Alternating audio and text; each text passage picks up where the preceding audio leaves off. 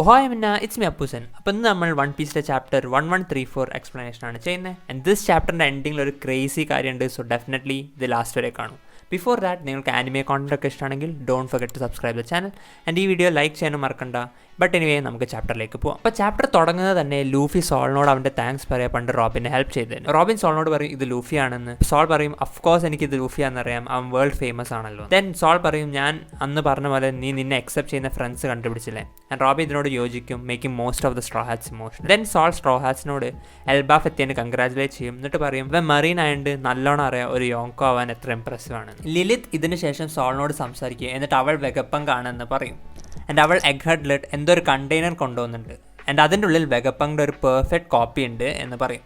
ഈ കോപ്പി 20 വർഷം മുന്നേ വേൾഡ് ഗവൺമെൻറ് അറിയാണ്ട് എൽബാഫ് വിസിറ്റ് ചെയ്യാൻ യൂസ് ചെയ്തതാണ്. ആൻഡ് ഇപ്പം തന്നെ ആ ക്ലോൺ ആക്ടിവേറ്റ് ചെയ്യാൻ പറ്റില്ല. സോ ലിലിത്ത് ഇവിടെ ഒരു ലാബ് ഉണ്ടാക്കണം. ബോണി അപ്പോൾ ലിലിത്തിനോട് ചോദിക്കും ഇതിനെക്കൊണ്ട് കൂമേനെ ഹെൽപ്പ് ചെയ്യാൻ പറ്റുമോ, എന്നിട്ട് ലിലിത്ത് പറയും അത് തന്നെയാണ് പ്ലാൻ. ദെൻ നമ്മൾ ആൻജീനെ പരിചയപ്പെടും. ഇത് സോൾഡ് അസിസ്റ്റൻ്റ് ആണ്. ആൻഡ് അവൾ പറയും ഇതാണ് വാൾഡർസ് ഫോക്ക് സ്കൂൾ, എൽബാഫിൻ്റെ നമ്പർ 1 സ്കൂൾ ആൻഡ് ലൈബ്രറി. ഇത് കേൾക്കുന്നതും ലൂഫി ആൻഡ് ഉസോപ്പ് ജയൻസ് എങ്ങനെ ട്രെയിൻ ചെയ്യുന്നത് കാണാനോടും.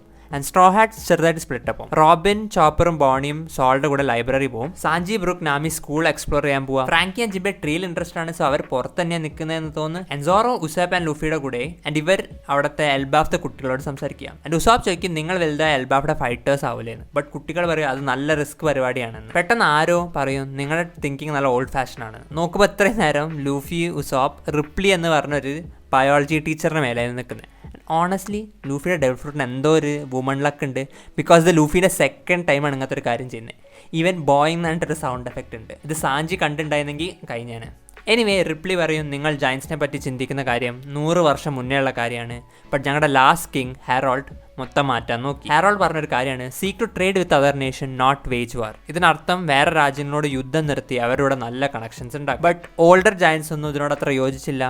പിന്നെ ആൻജി ഓൾസോ മെൻഷൻ ചെയ്യും ഹാരോൾഡിന് അവൻ്റെ സ്വന്തം മകൻ തന്നെ കൊന്നു വന്നു. ഇതിനുശേഷം റിപ്ലി ലൂഫിനോട് ചോദിക്കും അവൻ്റെ വാണ്ടഡ് പോസ്റ്ററിൽ അവനെ കാണാൻ വേറെ പോലെ ആണല്ലോ എന്ന്.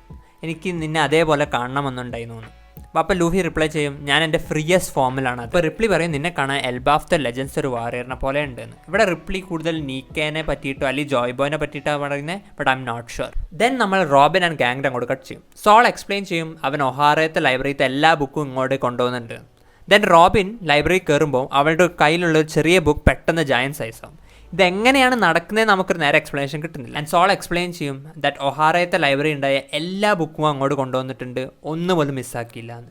ഇത് റോബിനെ ഡോക്ടർ ക്ലോവറിനെ പറ്റി ഓർമ്മിപ്പിക്കും. ആൻഡ് അവളെ ചെറുതായിട്ട് ഇമോഷണൽ ആക്കും. ദെൻ നമ്മൾ ലോക്കിനെ അങ്ങോട്ട് പോകും. ആൻഡ് ലോക്കി മോസ എന്ന് പറഞ്ഞ ആരുടെയോ കൂടെ ഒരു കോളിലാണ്. മോസ ലോക്കിനോട് ചോദിക്കും അവനെ ഡിസ്റ്റർബ് ചെയ്യാണോ. ബട്ട് ലോക്കി പറയും ഞാൻ അവിടെ കെട്ടിയെടുക്കുക, എനിക്ക് ഫ്രീ ടൈം മാത്രമേ ഉള്ളൂ. ദെൻ ലോക്കി ചോദിക്കും നിന്നെ ഇപ്പോഴും ആ പേടിയാണോ മോട്ടിവേറ്റ് ചെയ്യുന്നത്. അപ്പോൾ മോസ പറയും യെസ്, അതിനെപ്പറ്റി ചിന്തിക്കുമ്പോൾ തന്നെ എനിക്ക് ഇപ്പോഴും വരാം. ലോക്കി പറയും ഞാൻ നിൻ്റെ പകരം അവിടെ ഉണ്ടായിരുന്നെങ്കിൽ എല്ലാത്തിനെയും കൊന്നേനെന്ന്. ബട്ട് മോസ പറയും ബട്ട് എനിക്ക് അങ്ങനെയൊന്നും ചെയ്യണ്ട. ലോക്കി ഇതോടെ റെസ്പോണ്ട് പറയും നീ ഭയങ്കര പാവാണ്, ബട്ട് ഒരിക്കലും എനിമീസിന് റിവെഞ്ചിനുള്ള അല്ലെങ്കിൽ പേ ബാക്കിനുള്ള ചാൻസ് കൊടുക്കരുത്. ഇത് കേട്ട് മോസ പറയും നീ ഇങ്ങനത്തെ കാര്യം പറഞ്ഞാലും നിൻ്റെ ഉള്ളിൽ കൈൻഡ്നെസ് ഉണ്ട്, ഞാനിപ്പോൾ കുറേ നോട്ടീസ് ചെയ്യുന്നുണ്ട് എന്ന്. ഇത് ലോക്കിക്ക് ഇഷ്ടാവില്ല ആൻഡ് ഒരിക്കലും അങ്ങനെ പറയരുത് എന്ന് പറയും. നീ ജസ്റ്റ് വെയിറ്റ് ചെയ്യ്, ഞാൻ ഈ ചങ്ങലയിൽ നിന്ന് ഇറങ്ങട്ടെ. ഇതേ സമയം നമ്മൾ എൽബാഫിയുടെ വില്ലേജിൻ്റെ ബാക്കിൽ കണ്ട കാസിലിൽ ഒരു ബ്ലാക്ക് ലൈറ്റ്നിങ് ഉള്ളൂ. മറ്റേ ഗോറോസെ എഗ്ഹെഡിൽ വന്ന അതേപോലത്തെ മാർക്സും കാണും. ആൻഡ് 2 ക്യാരക്ടേഴ്സിനെ കാണിക്കും. ആൻഡ് അതിലൊന്ന് കറക്റ്റ് ഷാങ്സിനെ പോലെ. ആൻഡ് അങ്ങനെ ഈ ചാപ്റ്റർ തീരും.